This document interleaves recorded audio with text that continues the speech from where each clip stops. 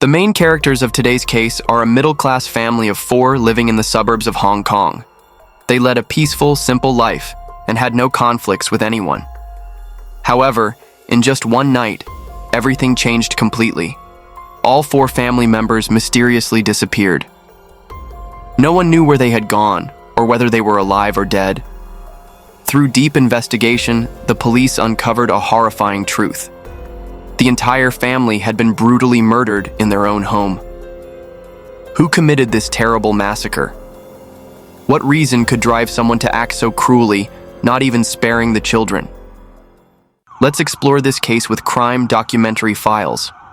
The victim's family consisted of 4 people: the father, Tan Chenghui, 43, the mother Tang Enyi, 34, the older daughter, Tan Xiaowen, 10, and the younger daughter, Tan Xiaoying, 7. The family of 4 lived in a tin-roofed house in Pingshe village, Takuling. Chenghui and Enyi were a couple with stable jobs. Chenghui had worked as an office employee at the Chinese University of Hong Kong for over 2 decades, while Enyi worked at a stationery supply company. Though not wealthy, this family of 4 enjoyed a happy, peaceful life. However, July 5, 2009, became the cruel turning point that erased their peaceful family portrait. All 4 members mysteriously disappeared, making everything completely different. July 6th, a regular Monday, was no longer ordinary. Although it was close to summer vacation, the 2 sisters Xiaowen and Xiaoying still had to attend school. Chenghui and Enyi still had to go to work as usual. Following their daily routine, they would take their children to elementary school. Then Enyi would be dropped off at her company, and Chenghui would head to the Chinese university to start his workday. But that day, neither Chenghui nor Enyi showed up for work. No matter how many times they were called, no one answered their phones. Their colleagues found this very strange, as both were very responsible people who had never missed work without prior notice. Therefore, their colleagues called them throughout the morning, worried that something might have happened. They kept calling, but no one answered. Until around 1 p.m., finally someone answered Chenghui's phone. But it wasn't Chenghui. It was a man with a rural accent. When Chenghui's colleague asked if something was wrong, the man with the rural accent said the whole family had gone to Dongguan for vacation and quickly hung up. After hearing this, Chenghui's colleague felt something was very unusual. If he had planned a vacation, why hadn't he asked for leave in advance? Moreover, Chenghui was a very responsible person, dedicated to his work, and always made clear arrangements. The colleague who called Chenghui shared the incident with other colleagues. After discussion, everyone felt the situation wasn't simple and reported it to the police for help. Had something happened to them? And who was the man who answered Chenghui's phone? After receiving the report, the police quickly began investigating in Pingshe village. However, due to the village's large area, determining the exact location of Chenghui's family wasn't easy. Only after asking several local residents did investigators find the exact location of the house. Upon arrival, police immediately noticed that Chenghui's house was in a very isolated and secluded location. There was only a used computer recycling facility nearby, and a bit further away lived an elderly woman alone. There was no one else around.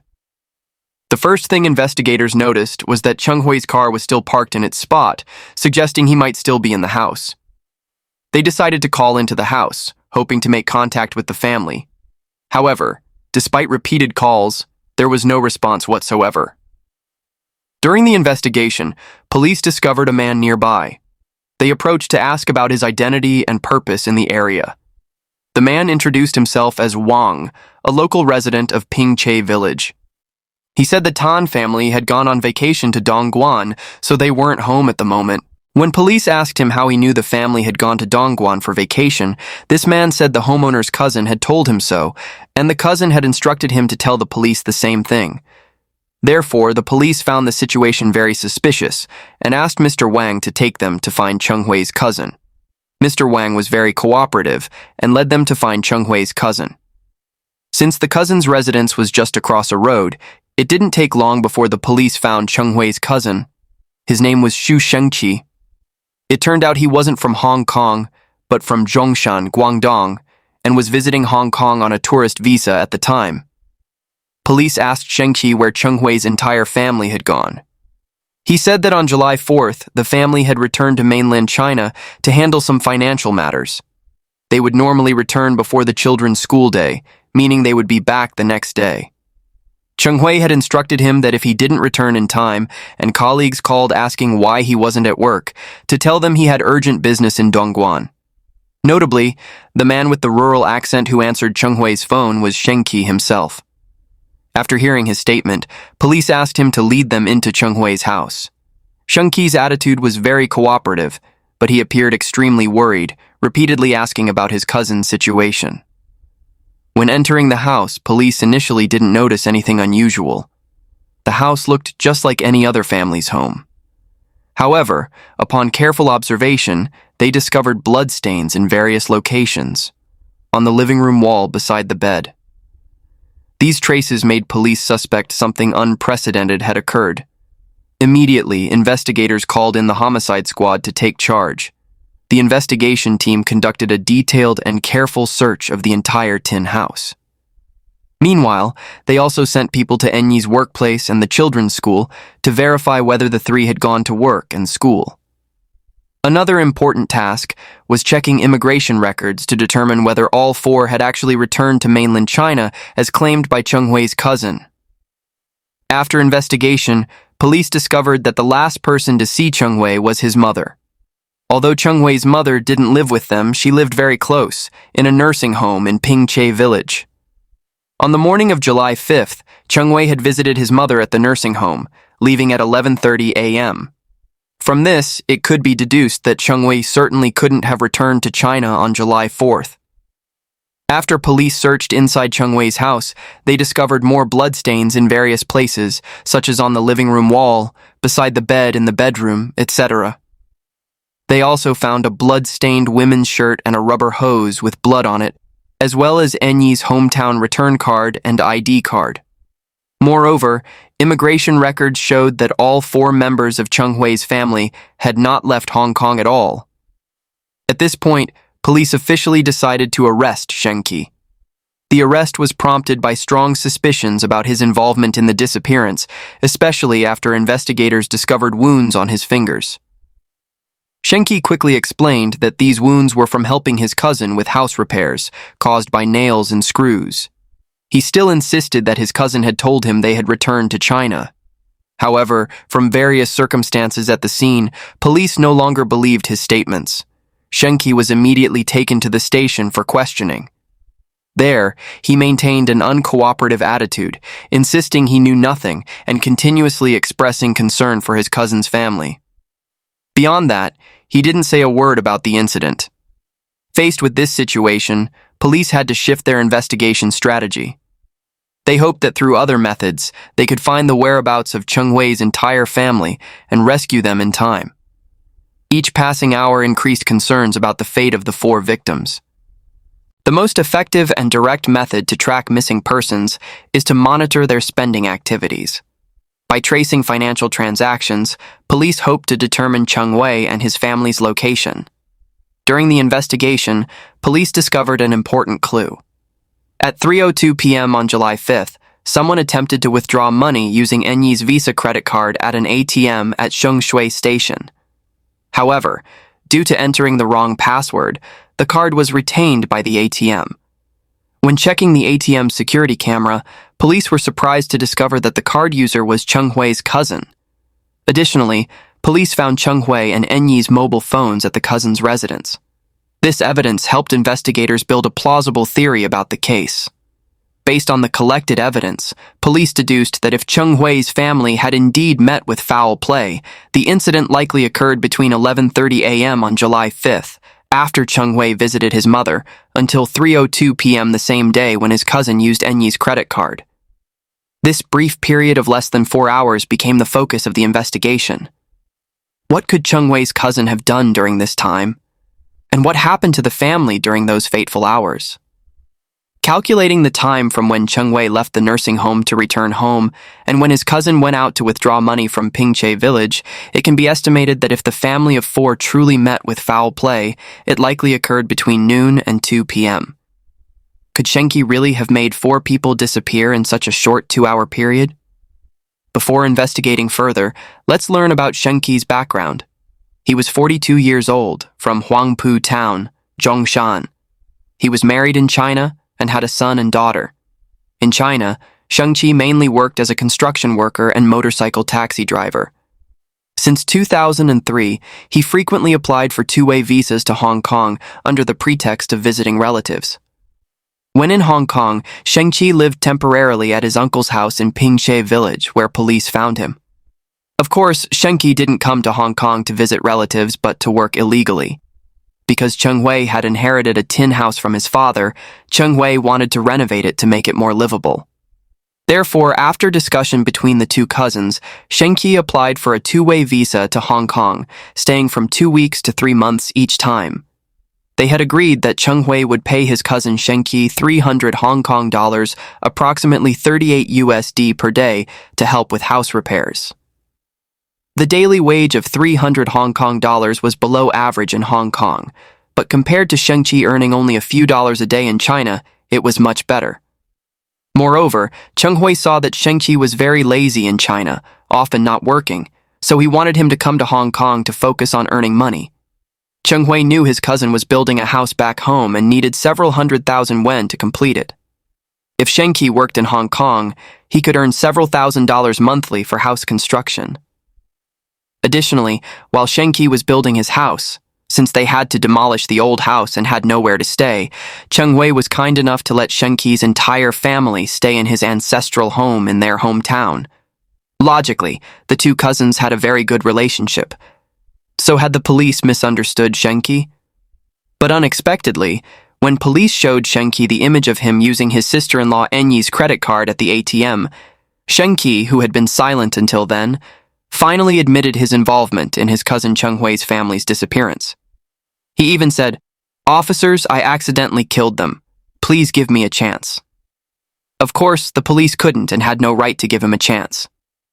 So the police asked Chenghui, "Where is your cousin's family now?" But whether it was because Chenghui heard the police wouldn't give him a chance or not, he refused to reveal details.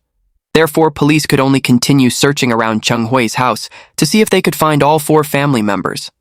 After all, they only had Chenghui's one-sided confession at this point, not knowing if the family had truly disappeared or met with foul play. Even if they had met with foul play, without finding the victims' bodies, it would be difficult to prosecute.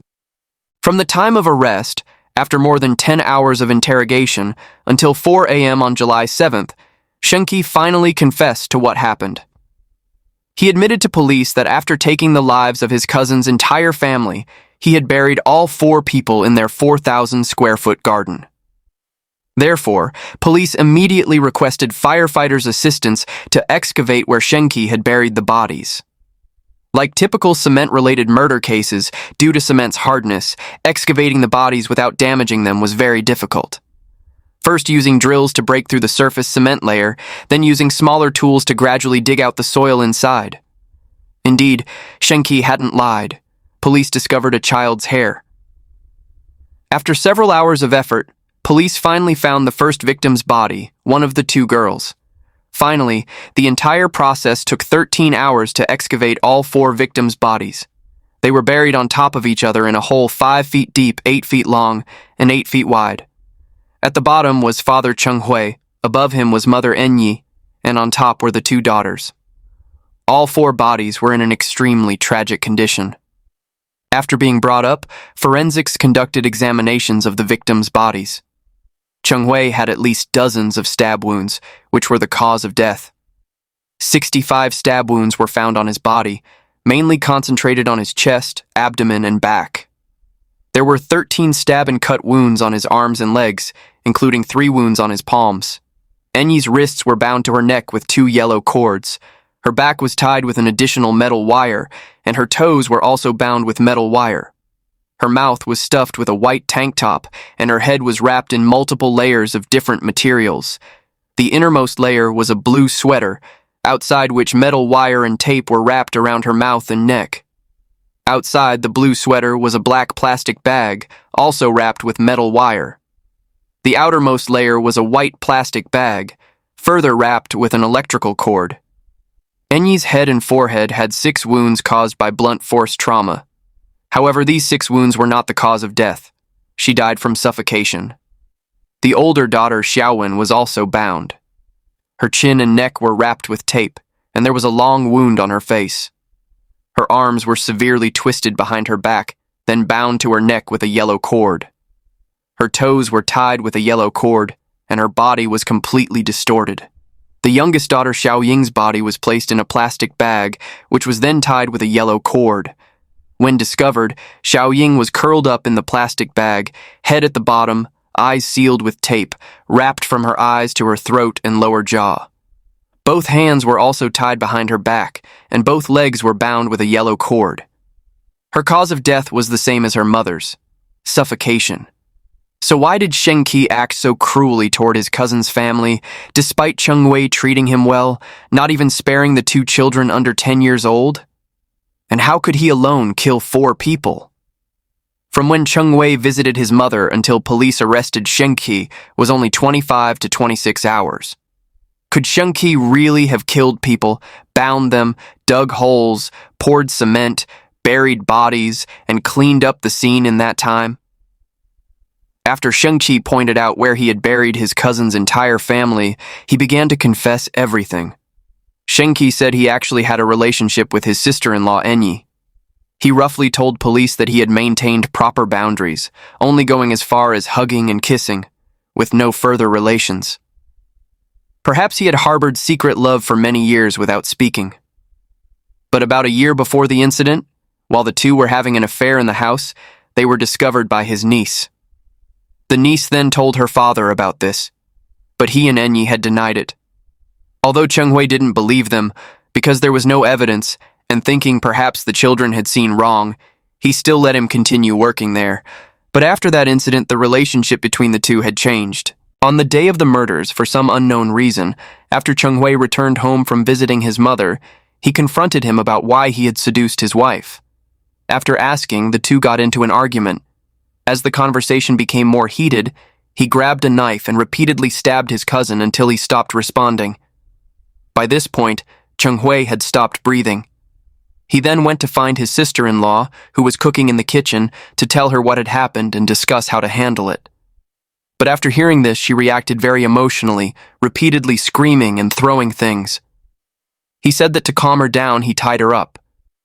But because she was screaming, the 2 nieces came running.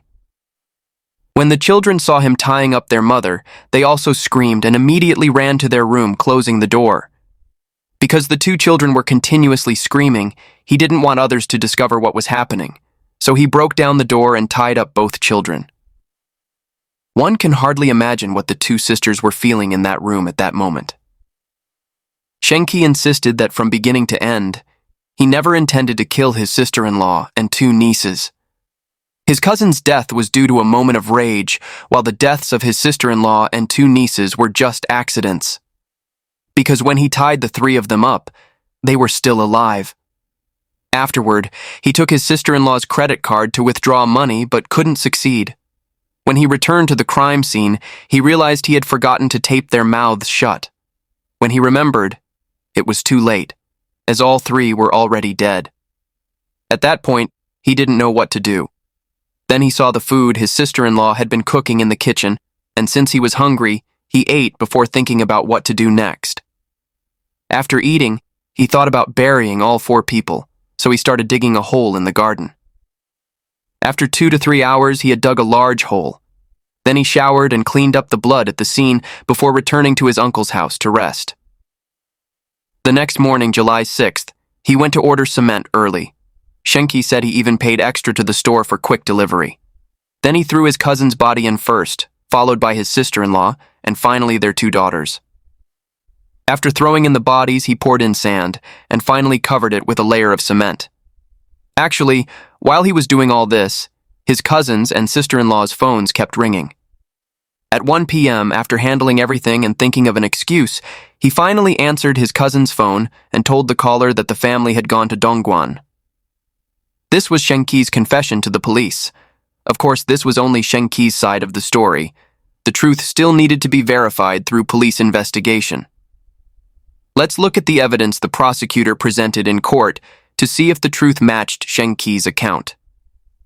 A year after the incident, on October 28, 2010, the case officially went to trial. Chenghui was charged with 4 counts of murder. The prosecutor pointed out that Chenghui's version of the story about his relationship with the female victim leading to the murders was not credible. The prosecutor argued that he told this story to cover up his evil nature. In fact, Chenghui's motive for the crime was money.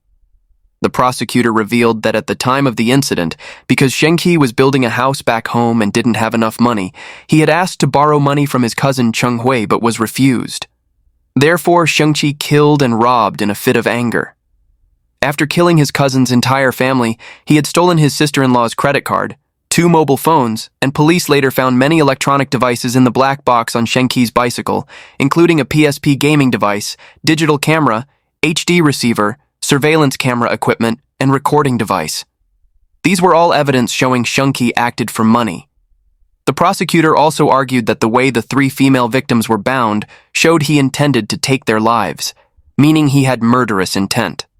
Moreover, this also clearly showed Chenghui had carefully planned everything. Faced with these accusations, Chenghui continued to insist that he truly had a relationship with his sister-in-law, and those feelings were real. In court, he openly praised his sister-in-law for having a beautiful figure, being very attractive and feminine. He also stated that in the 3 to 4 years before the incident, he had come to Hong Kong at least 100 times. His sister-in-law would often deliberately take time off work, and the two would have secret relations when his cousin wasn't home. He said he initially had no plan to steal the credit card and his cousin's property. On the contrary, his cousin owed him 80,000 Hong Kong dollars, approximately 10,200 US dollars, for house repairs. Only after the killings did he think of taking these items. In court, Chenghui, through his defense lawyer, complained that he had been treated unfairly after his arrest. First, before being formally arrested, he had been handcuffed and guarded in a room at the police station for half an hour. During the interrogation at the police station, he was stripped, attacked in his private areas, had his hair pulled, and was beaten. Additionally, Chenghui's defense lawyer said that when Chenghui requested water at the police station, officers spat in his water bottle. Another officer, upon seeing this, added, "He doesn't deserve to drink." Regarding the affair Chenghui described, police confirmed that Enyi had only taken 6 days off work for personal reasons. Finally, after nearly a month of trial, on November 23, 2010, the case reached its verdict. The jury unanimously found the defendant Chenghui guilty of 3 counts of murder out of the 4 murder charges, including the murders of Chenghui, Enyi, and the younger daughter Xiaoying. For the older daughter Xiaowen's death, he was found guilty of manslaughter. The cause of the older daughter Xiaowen's death was the only case among the 4 victims that was not determined to be murder, but rather suffocation. From this horrifying case, we can clearly see the cruel and inhumane nature of the perpetrator Chenghui. Despite being trusted and thoroughly helped by his cousin Chenghui, from employment to accommodation, Chenghui still heartlessly murdered his cousin's entire family in a brutal manner. It's especially heartbreaking that the victims included 2 innocent children under 10 years old.